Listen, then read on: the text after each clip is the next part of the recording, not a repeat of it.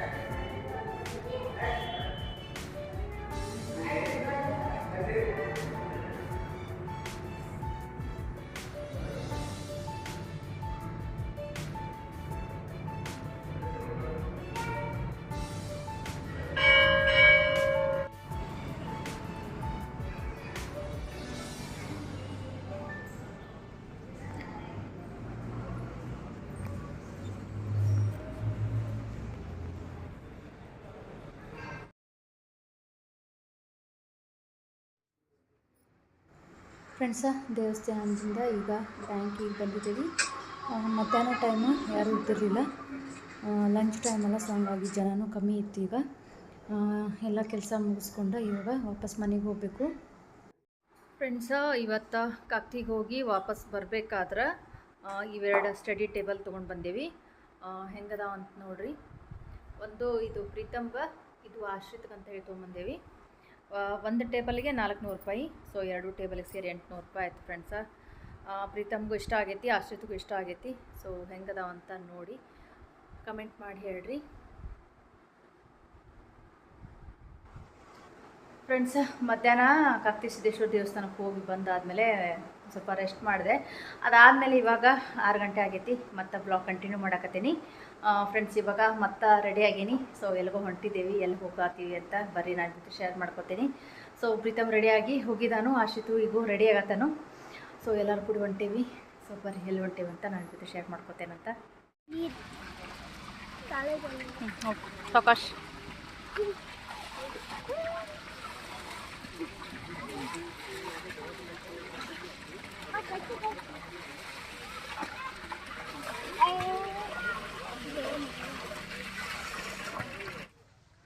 Friends, ಇದು ನಮ್ಮೂರು ಸಿದ್ದೇಶ್ವರ ದೇವಸ್ಥಾನ.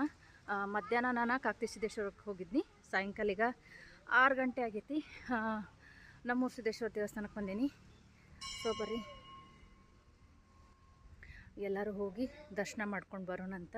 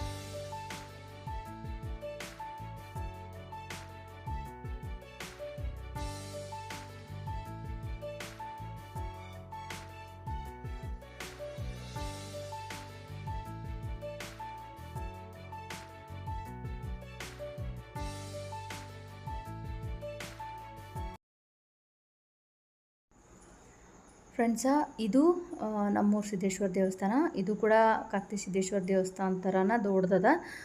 ಇಲ್ಲೂ ಪ್ರತಿ ವರ್ಷ ಶ್ರಾವಣದ ಕೊನೆಯ ಸೋಮವಾರ ಬರು ಇರುತ್ತೆ. ಹಂಗನ ಪ್ರತಿ ವರ್ಷ ಜಾತ್ರೆ ಕೂಡ ಆಗ್ತದೆ. ಕಾಕ್ತಿ ಸಿದ್ದೇಶ್ವರ ಜಾತ್ರೆ ಆಗಿ ಕರೆಕ್ಟಾಗಿ 1 ವಾರಕ್ಕನ ನಮ್ಮೂರು ಸಿದ್ದೇಶ್ವರ ಜಾತ್ರೆ ಇರ್ತದೆ. ಸೊ ನೋಡಿರಿ ಫ್ರೆಂಡ್ಸ, ನಮ್ಮೂರು ಸಿದ್ದೇಶ್ವರ ದೇವಸ್ಥಾನ ಯಾವ ಥರ ಐತೆ ಅಂತ.